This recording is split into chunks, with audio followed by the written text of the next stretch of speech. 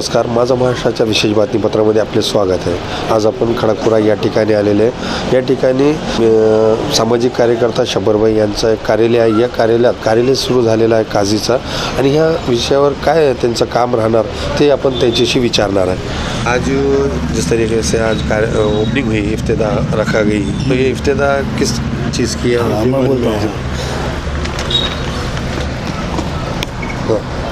अस्सलामु अलैकुम रहमतुल्लाहि वबरकातुहू।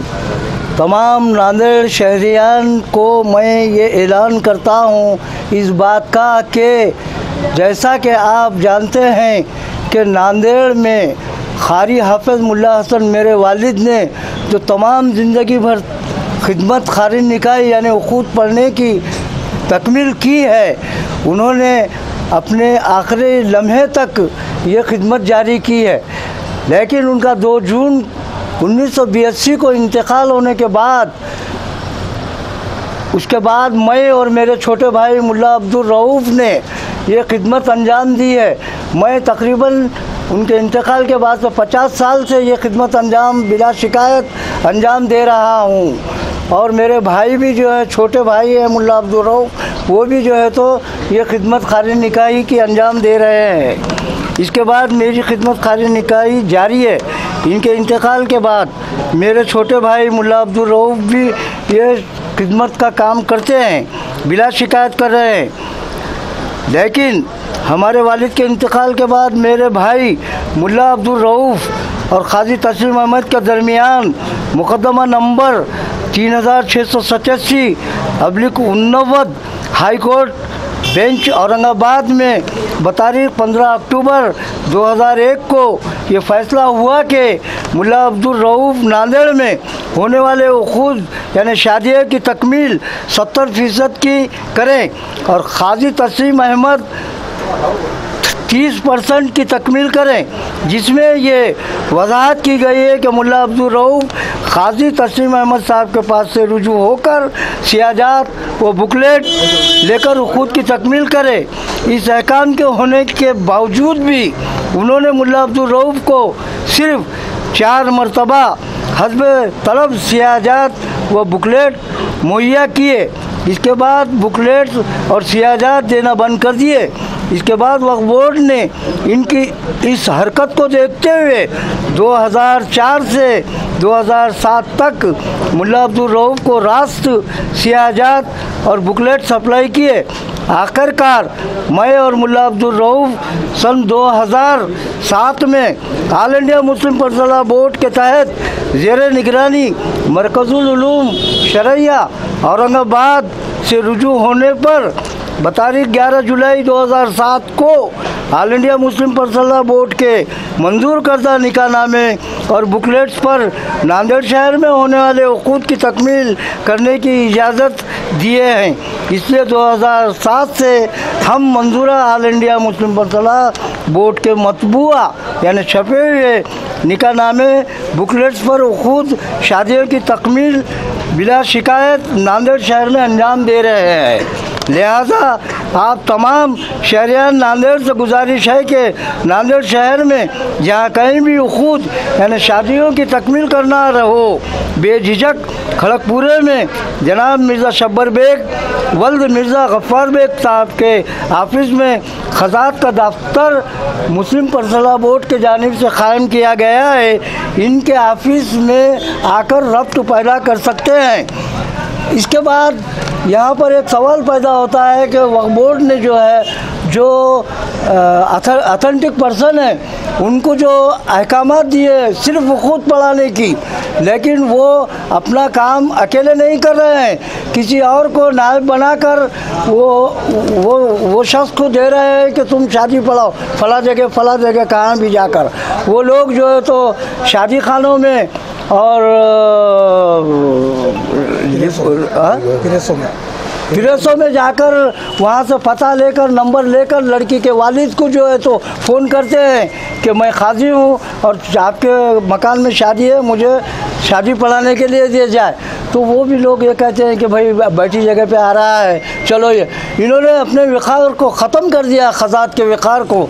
लिहाजा आप लोगों से गुजारिश है कि क़ाज़ी तस्लीम अहमद जो आपको काजी शहर कहते, अपने आप को काजी शहर कहते हैं, वक्फ बोर्ड की जानिब से नांदेड़ में तकरीबन 14 से 15 कारीन निकाह नायब काजी तकर्रुर किए गए हैं।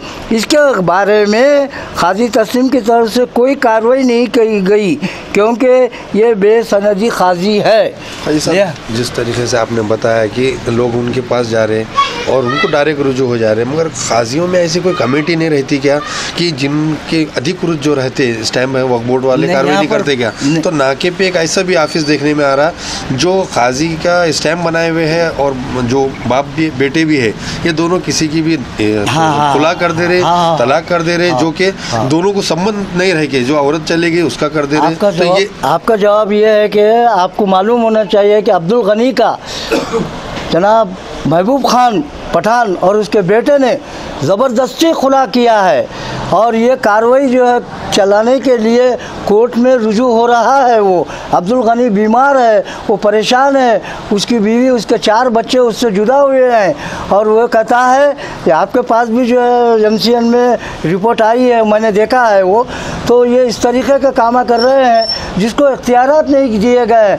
मैंने औरंगाबाद से इनके इख्तियार है या नहीं है, औरंगाबाद वक्फ बोर्ड से लेटर लाया है, उसमें इख्तियारात नहीं किए गए हैं क्योंकि इनको सिर्फ निकाह पढ़ाने का अहकाम दिए गए हैं और ये अपनी मर्ज़ी से कुछ भी काम कर रहे हैं। तो जिस तरीके से आज हमारे साथ मुफ्ती साहब भी है और आपने जैसा बताया वो न्यूज़ हमने लगाए थे जिसके 4 बच्चे हैं और उसके गैबानी में जो लेडीज़ ने खुला दे दी और उसको रखना है, मगर ऐसा क्यों हो जा रहा है कि उसको नहीं पता रख के, शौहर को नहीं मालूमात रख के उनका कर दे रहे हैं और चंद पैसों के वास्ते? तो इन पर कोई कार्रवाई, कायदेशीर कार्रवाई के अलावा वक्फ बोर्ड कार्रवाई क्यों नहीं करता? और यहाँ पर तुम्हारे पास कमेटी है क्या कोई इसकी काजियों की? कोई कमेटी नहीं है, लेकिन अब्दुल गनी ने जो है तो कोर्ट में केस किया है अपने बीवी को तलब ज़ौजियत के बारे में, restitution of conjugal of right जिसको कहते हैं, उसके ऑर्डर हो चुके हैं कि वो उसकी बीवी उसके पास चले जाना चाहिए, ये मुझे मालूम है। और जिस तरीके से सियानामा लाया जाता है वक्फ बोर्डों से, तो वहाँ पर उसका जो स्टैम्प मारे हुए नंबर रहता है क्या उसका? हाँ, नंबर रहता है, सीरियल नंबर रहता है, तो हर एक बुकलेट में। नहीं, हर एक को नहीं मिलता, वहाँ से लेटर रहता है, सिर्फ आप खुद पढ़ा सकते हैं, ऐसा लेटर है उनको और इस हिसाब से उन्होंने कार्रवाई होना इसके लिए होना चाहिए, इन पे कार्रवाई होना, कार्रवाई तो होना चाहिए ना, मगर कोई कार्रवाई नहीं कर रहा। अब ये जो है अपने आप को शहर काजी कहते हैं, काजी तस्लीम अहमद बड़े काजी कहते हैं, नांदेड़ शहर के लोग बोलते हैं बड़े काजी है, तो इन्हों बड़े काजी है तो फिर इन्होंने कार्रवाई, इनका भाई हाईकोर्ट का वकील है जिसका इंतकाल हो गया है हाल में, उन्होंने क्यों नहीं किए? उन्होंने अपनी ज़िंदगी में भी नहीं किए कि ये जो 10-15 लोग आए हैं यहाँ पर नांदेड़ में अपॉइंटमेंट करें, लीगल हो या इलीगल हो, उसके बारे में कोई ख्याल नहीं किया गया और वो आज तक उनकी खिदमत जारी है। अब खड़गपुरे में जिस तरीके से शब्बर भाई के कार्यालय पे हुआ, तो अब यहाँ पर क्या सिलसिला चलेगा? हाँ। यहाँ पर निकाह पढ़ाया जाएगा, उसके बाद रिसेप्शन के यहाँ आना दूल्हा? यहाँ नहीं, यहाँ पर जिस तरीके से काजी के पास जाते हैं, जिसको तबक चुकाना है यानी इंफॉर्मेशन देते हैं, एक फार्म रहता है और तबक चुकाने का फार्म जिसमें आधार कार्ड की जेरॉक्स कापी, लड़का लड़की 4 फ़ोटो लड़का लड़की के, वो आकर यहाँ पर हमने इख्तियारात दे दिए हैं, मैंने फार्म भी जमा कर दिया है। जहाँ कहीं भी खुद की तकमील करना है, शहर नांदेड़ में हो या खड़गपुरे में हो, वो यहाँ पर आकर इस ऑफिस में रब्त शब्बर भाई से रब्त पैदा कर सकते हैं। धर्मगुरू आहेत मुफ्ती साहेब, त्यांच्याशी आपण विचारणार आहे की मुस्लिम समाजामध्ये कशा पद्धतीने आज लग्नाचा कार्यक्रम जे आज मोठ्या थाटात चालला, ह्याच्यात मुस्लिम समाजाने कशा पद्धतीने लग्न करावे हे आपण मुफ्ती साहेबांशी विचारणार आहे। जैसे आज शादियों को एक बड़ा प्रोग्राम बनाएगा जो कि शादी एक छोटी चीज़ थी, उससे जो है तो एक पैमाने पे ख़र्चा करके या धूमधाम से करा के, और ये चीज़ को शादी को आसान बनाने के लिए क्या करना चाहिए? जी, सबसे पहले तो मैं ये कहना चाहूँगा कि जैसे आपने सवाल किया कि इस्लाम के अंदर अल्लाह के नबी सल्लल्लाहु अलैहि वसल्लम ने फरमाया कि अल्लाह के नबी सल्लल्लाहु अलैहि वसल्लम की हदीस है, आज़मुन निकाही बरकतुन ऐसरुहु मऊना, कि सबसे बाबरकत निकाह वो है जिसके अंदर कम खर्च हो और वो सबसे बाबरकत निकाह है, और उसके अंदर कम खर्च, जितना कम से कम सादगी से सादगी वाला निकाह बरकत वाला निकाह है। तो इस वजह से ये तरीक़ा इख्तियार करना चाहिए। और जिन हज़रात ने अपनी शादी सादगी से की, अल्लाह ने उनकी ज़िंदगी के अंदर बहुत बरकतें दी। और ये हमारे लिए, हर मुस्लिम भाई के लिए, हर मुस्लिम बहन के लिए, हर एक के लिए हमारे नबी सल्लल्लाहु अलैहि वसल्लम की जानिब से यही तालीमात है। और इसी को अपनाते हुए अगर कोई यकीन करे न करे, लेकिन हर मुसलमान मर्द और औरत को नबी की बताई हुई बात पर 100% यकीन होता है।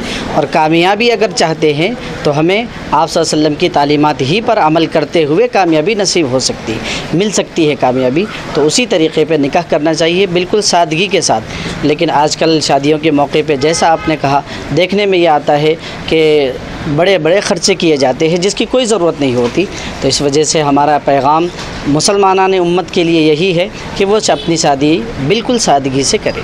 जिस तरीके से बीच में एक ऐसी घटना भी हुई थी शादी को लेकर, जो डीजे की वजह से खून हो गया था, ये गुनहगारी बढ़ी। तो ये लोगों को क्यों नहीं समझ में आ रहा कि जो चीज़ जायज़ नहीं है वो करने के बाद तो ये चीज़ हो रही, तो फिर ये कहाँ तक सही है कि शादियों में बड़े बड़े जो डीजे ये बनाना, बैंड लगाना, ये क्यों नहीं समझ में आता लोगों को? जी, इसमें सबसे पहली बात तो ये है कि जैसे आपने कहा कि अगर हम चाहे मस्जिद के प्लेटफॉर्म से हो, चाहे किसी और ज़रिए से हो, उम्मत को समझाएं, लेकिन तब तक अगर कोई बंदा ख़ुद से सुधरने की कोई फ़िक्र नहीं करता तो बड़े से बड़ा अगर किसी कोई आलिम हो, मुफ्ती हो, तो उनको समझा नहीं सकता। बस बोलना काम है। अगर सुधर जाए तो ख़ुद ही से सुधरना है। जी, खुद के माइंड पे है और ख़ुद के अगर दिल से है कि मुझे सुधरना है, मुझे अपनी शादियों में बिल्कुल सादगी इख्तियार करनी है, तो इंशाअल्लाह वैसी शादियाँ कामयाब होंगी। तो इस सिलसिले में हमें भी फ़िक्र करना चाहिए कि भाई घर वालों, आम तौर पे होता ये है कि घर वालों का मिजाज नहीं होता। घर वालों से मुराद ख़वातीन का। ख़वातीन ये चाहती है कि नहीं साहब ये भी करना है, ये भी रस्म करना है, ये भी करना है, ये भी करना है। तो उनके प्रेशर में, उनके दबाव में आके तो सब सारी चीज़ें करते हैं। आज जिस तरीके से सलीम काजी साहब बताए कि यहाँ पर शब्बर भाई के पास में इफ्तिदा हुई काजी का, तो ये इसके बारे में क्या? जी, इसके बारे में अल्हम्दुलिल्लाह बड़ी ख़ुशी की बात है। तो मैं आज के इस मौके पर जुमा की नमाज के बाद 23 अक्टूबर तो मैं तमाम बिरादराने इस्लाम को ये इत्तला दूंगा, मैसेज दूंगा कि वो यहाँ पर ज़्यादा से ज़्यादा रुजू हों और इससे ज़्यादा से ज़्यादा फ़ायदा उठाएं। इंशाअल्लाह बहुत सारी रुकावटें जो आ सकती है वो इंशाअल्लाह इस सिलसिले में नहीं आएंगी। मैं यही चाहूँगा कि भाई वो ज़्यादा से ज़्यादा यहाँ रुजू करें और इससे भरपूर फ़ायदा उठाएं।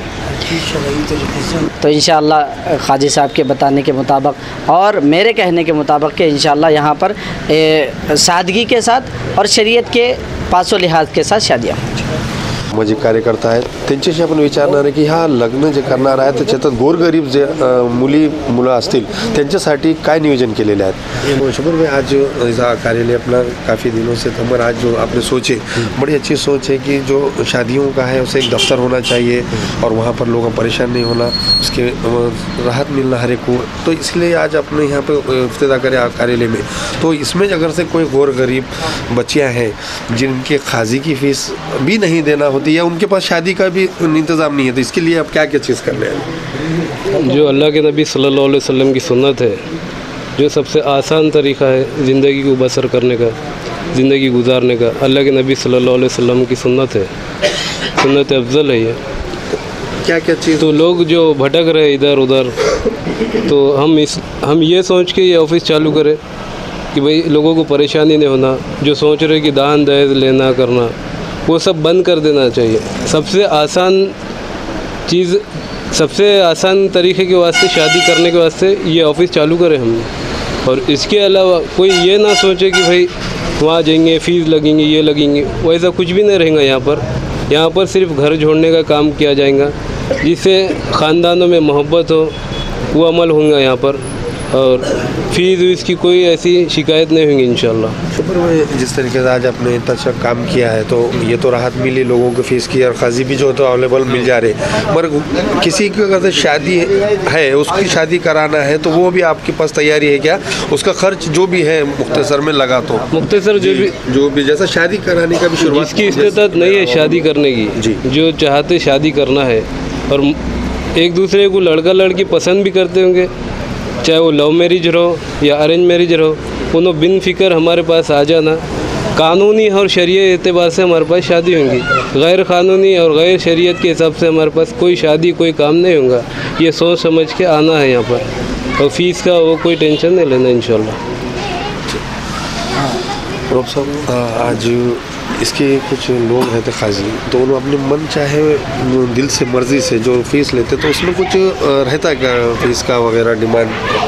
फीस के ताल्लुक से ये है कि काजियों के सवाबदीद पर रहता हो कि कितनी फ़ीस लेना चाहिए, कम में भी कर सकते हैं।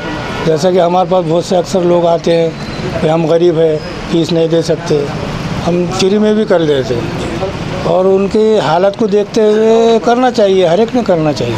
जिस तरीके से किसी का नहीं जम रहा या उसे खुला या फारखती लेना है, तो इस सूरत में काजियों ने क्या करना चाहिए? क्या ऐसा हमारे पास देखने में आया कि लड़की ने बोल दी तो हो जा रहा, कुछ पैसे ज़्यादा दिए तो, या लड़के ने भी बोल दिया तो शादी हो जा रही जो उसको मालूम नहीं हो रहा, तो इसका क्या प्रोसीजर है? यहाँ पर जो है तो अगर दोनों की बन रही नहीं, तो एक दूसरे को जो है तो समझते हुए एक दूसरे ने जो है तो बात करने के बाद अगर बिल्कुल फेल हो जा रहे हो निभाने के ताल्लुक से, तो दोनों मिलकर आए हैं तो ही हम तो दोनों का खुला करवा सकते हैं।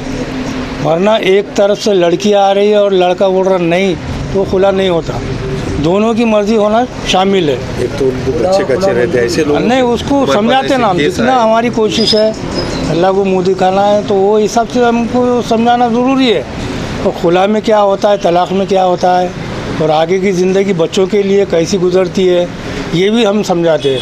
मगर वो ऐसा सोच कर आते हैं कि बिल्कुल अपना तौर पे जो है तो, और उसमें जो है तो हम वालिदैन का तज़किरा करते हैं कि भाई वालिदैन आपके होना ज़रूरी है यहाँ पर, क्योंकि जब लड़की का अगर खुला हो रहा तो लड़की जाएंगी किधर? उसके बच्चे अगर है तो बच्चों का पालन पोषण कौन करेगा?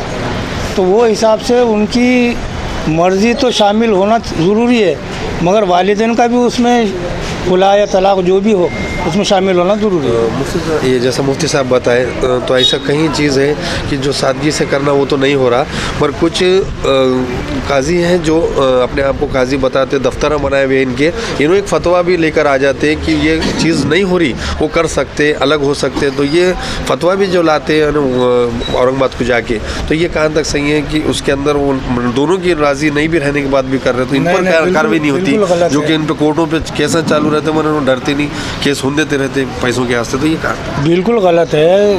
खुला हो या तलाक़ हो या शादी हो, दोनों की मर्ज़ी होना ज़रूरी है, उसके बगैर जो है तो दे दे रहा, नहीं, वो गलत है, वो गलत। मुफ्ती साहब को गलत बावर करा रहे हो जी, मुफ्ती साहब को गलत पेश कर रहे हैं अपनी कहानी जो है ना, गलत। नहीं, वो गलत है। वो उसमें जो है तो गुनाहगार लड़का लड़की होंगे।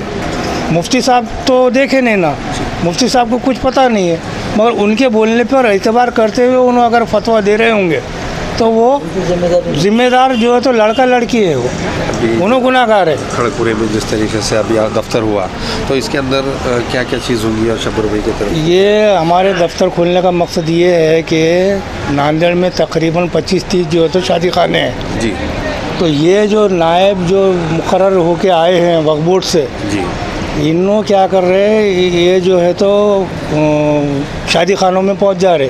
अब शादी खानों में जो जिनकी शादी रहती वो महीना 2 महीने पहले जो है तो बुक कर देते, तो वो बुक करने के बाद उनके ऊपर वो रजिस्टर में जो है तो फ़ोन नंबर भी रहते हैं, तो वो फ़ोन नंबर ये जो नए आए वाले हैं 10-15 जो भी है, ये नायब खारिज निकाय या खारिज निकाय जो भी बन के आए वक्फ बोर्ड ने जो मुकर्रर किया, इनका काम क्या है, ऐसा ऑफिस खोलो तो लोग बराबर तुम्हारे पास रुजू होंगे। तुम भिखारी के जैसा क्यों जा रहे हो वहाँ पर?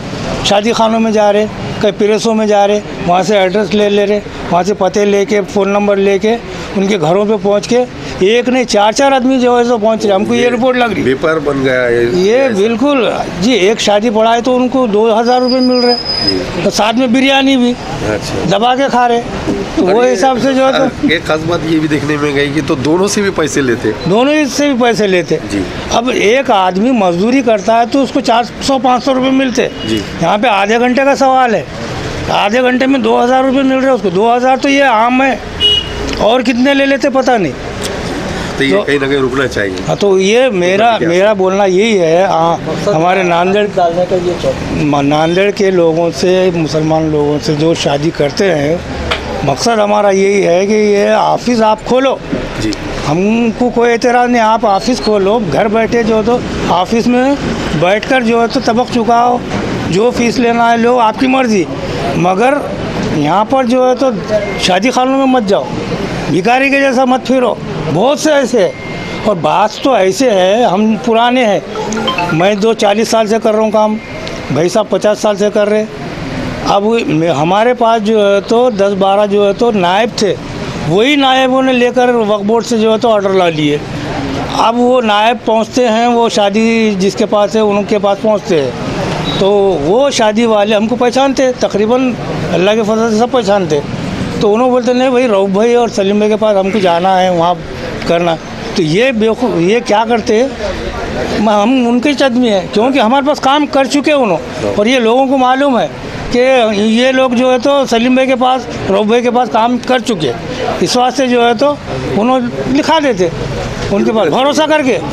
ये रुकना चाहिए। यानी इतनी बेईमानी चल रही है आजकल, तो ये बातों से परहेज़ कीजिए आप सब लोग।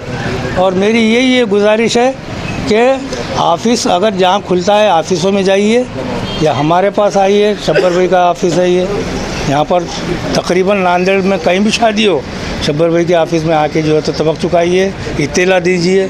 और एक ऑफ़िस में हमने जो है तो टायर बोर्ड के पास वहाँ पर भी खोले हैं, जो छोटा बच्चा मेरा जो है तो बैठता है वहाँ पर, कंप्यूटर इंजीनियर है, और लोगों की सहूलत के लिए ही जो है तो टायर बोर्ड के पास जो रशीद भाई है ना, लकड़ी की दुकान, उनके बाजू में जो मैकेनिक की दुकान है, वहाँ पर जो है तो बैठता है। वहाँ पर बोर्ड वगैरह भी लगाए वाला है, तो वहाँ पर भी रुजू हो सकते हैं, यहाँ पर भी रुजू हो सकते हैं। ठीक है, इफ्तिताह हुई आज ऑफिस की, क्या मुझे बहुत बहुत खुशी हुई कि आज खड़गपुरे के जैसे मुस्लिम गुंजान आबादी वाले बस्ती में दारुल ख़ज़ा की ऑफ़िस खुली गई। सबसे पहले तो मैं ये बताना चाहूँगा कि अभी जो रऊफ भाई ने बताया कि क़ाज़ी, नायब क़ाज़ी, ये वक्फ बोर्ड के अंदर जो है कोई भी जाके सर्टिफिकेट लेके आ जा रहा, और कोई भी जो है वो शादियाँ उस जो है पढ़ा रहे। इनके पास ना कोई रिकॉर्ड है, ना किसी किस्म की इनके पास कोई एक 10 साल पहले का रिकॉर्ड मांगे तो ये मिलता नहीं। लेकिन हमारे पास जो पुराने क़ाज़ियाँ हैं उनके पास एक रिकॉर्ड है, वो रिकॉर्ड से जो है 50 साल पहले की भी शादी का हम चाहे तो वो उससे मालूमात ले सकते। और सबसे पहली बात ये है कि ये लोग जो पुराने क़ाज़ी हैं, इनको मालूमात है मोहल्ले के कुछ लोगों के, जब लोग उनके से है क्या है, और वो शादियों में जो है वो सही मदद करते, दीनी तरीक़े से जो शादियाँ होना चाहिए उसके लिए भी जो है वो अपनी तरफ से जो है भरपूर कोशिश करते। आज हम दीन से इतने दूर हो चुके कि लोग जो है ये समझते ही नहीं कि शादी रसूलुल्लाह सल्लल्लाहु अलैहि वसल्लम की सुन्नत है, और वो ऐसी सुन्नत है कि आपने खाली एक कमरबंद और एक लाठी के ऊपर जो है शादी करके दी हज़रत फ़ातिमा ज़हरा रज़ी अल्लाह ताला अन्हा की। हम दुनिया भर का पैसा लुटा रहे, लुटाने के बाद में भी किसी किस्म की हमारे कौम के बच्चों में बेदारी नहीं है। कुछ दिन हो गए, अक्सर कई दारुल ख़ज़ा के ऑफ़िस है, कई जो है ये बन गए ऑफ़िस जहाँ खुला तलाक़ के मसले चल रहे। सबसे नापसंदीदा अमल अल्लाह को अगर है तो तलाक़ का मामला है। अर्श हिलने लग जाता है जिस वक्त तलाक़ की बात होती है, लेकिन हम उसको इतने आसानी से ले रहे, बैठे बैठे बोल देते जाओ उसको छोड़ दिया मैंने, उसको पकड़ लिया। ये गलत है। इसके लिए जो है मोहल्ले में कोशिश होना चाहिए, मोहल्ले के जो ज़िम्मेदार जी असर लोग हैं वो एक जगह आए और ये मामले को ख़त्म करने की कोशिश करें। आज जो है 3 तलाक़ का मामला गवर्नमेंट क्यों घुसी हमारे बीच में, इस वजह से ही घुसी कि हम जो है बेतरतीब तरीक़े से कभी भी किसको भी छोड़ दे रहे, पकड़ ले रहे। और आज हुकूमत हमदर्दी के नाम पे हमारी शरीयत में मदाखलत कर रही, ये सबसे बड़ी जो है हमारी बेवकूफ़ी है। क्यों भाई हम जो है तलाक़ के मसले पे ये कर रहे हैं, संजीदा नहीं हो रहे। अल्लाह का एहसान है कि सबसे ज़्यादा अगर कोई कौम दीन के तरफ या धर्म के तरफ राग़िब है तो मुसलमान है। हमारे आलिम, हमारे मुफ्ती, उनके कुरान सीनों में कुरान महफूज है और कुरानी तालीम से ये सब वाबस्ता है। तो ये मैं ये चाहूँगा ये जिस तरीके से ऑफिस यहाँ खोला गया, ऐसा हर मस्जिद में कम से कम 1 घंटा नौजवान बच्चों को लेकर मुफ्ती, हमारे जो महल्ले के मुफ्ती हैं या आलिम हैं, वो बैठे और बच्चों को समझाए कि इस्लाम क्या है, शादी क्या है, औरतों के हुकूक क्या हैं। अगर ये बच्चों की बात ज़हन नशीन कर दी तो मुझे नहीं लगता कि तो तलाक़ का मसला बहुत छोटा मसला है। अगर हम पूरी कौम डट जाए और इसको ख़त्म कर दे तो कोई ये नहीं है कि जो है ये तलाक़ का मसला ख़त्म हो जाएगा। क्योंकि मैं कई जगह जाके आया हूँ, मैंने देखा मामूली बातों पे जो है तलाक़ हो जाता है, कुछ भी नहीं। अच्छा, ख़ास तौर पे ये बात तो देखने में आती है कि पढ़े लिखे ख़ानदानों में ये है, जाहिल तो छोड़ दो, अक्सर पढ़े लिखों में ही ज़्यादा ये मसला पैदा हो रहा है। तो ये रोकना बहुत ज़रूरी है। मैं इल्तिजा करूँगा हमारे उलमाओं से भी कि वो जो है अपने हर मस्जिद में जहाँ भी आप इमाम खतीब हैं, वहाँ 1 घंटा 2 घंटा जो है रात को बच्चों को, नौजवान बच्चों को मोहल्ले के बुलाए, उनको ये समझाए कि इस्लाम क्या है, दीन क्या है। हमने गुलेशा रहमान में इस्लाही माशरा का जो है ये शुरू किया। अल्लाह का एहसान है, ख़वातीन का इस्तेमाल भी हम ले रहे, लोगों को समझा रहे कि भाई ये क्या है, इस्लाम क्या है, समझो। अगर निफ्स आबादी जो है मुसलमानों की या किसी भी कौम की, ये औरतों पर मुश्तमिल होती है। अगर औरतें सही है, दीनदार है, तो वो घर जो है जन्नत का गहवारा बन जाता है। तो मैं ये चाहता हूँ कि हमारे उलमाओं से फिर गुजारिश करूँगा कि मैं इस मामले को सीरियस ले और आज जो हालात हो रहे हैं तलाक़ के, उसको ख़त्म करने के लिए आप आगे आए। इतना बोलते हुए मैं 2 अपने लफ्ज़ ख़त्म करूँ। अल्हम्दुलिल्लाह, आज जो बतारीख़ 23 दिसंबर 2022 को जो हमारे शब्बर बेग वल्द गफ़्फ़ार बेग साहब खड़गपुरे के अंदर जो खाजी साहब का जो नज़्म किया गया है शरीयत के मुताबिक शादियाँ करने का, ये हमारे को बहुत फ़ख्र की बात है कि खड़गपुरा, दुलेशा रहमान नगर, नया आबादी, गंगा चाल, दीगर जो नज़दीक के जो एरिया है, इनके ज़रिए परेशानियाँ होती थी और सभी लोग इससे वाबस्ता नहीं रहते, क्योंकि शादियों का मसला जो है शादियों के वक्त पे आता, बार बार नहीं। लोगों को इसमें थोड़ी सी दिक्कत और परेशानियाँ होती थी। इसके कारण जैसा हमारे खाजी साहब ने बताया कि नए खाजिया जो है इसमें अपनी मदाखलत करके जो काम कर ले रहे थे, वो हमारे इस महल्ले के अंदर जैसे हाफिज़ा नहीं होने की वजह से वो मामले पेश आए थे। अल्हम्दुलिल्लाह ये नज़्म हमारे शब्बर भाई ने किया, इसके वजह से हम लोगों को बहुत से सहूलियत होंगी। और इसके आगे एक शेर का जो है मैं कहता हूँ लोगों को बहुत शेर सुनने के ख्वाहिशमंद है कि परवाह नहीं अगर से ज़माना खिलाफ हो जाए, हम वो राह चलेंगे जो सीधी और साफ़ है।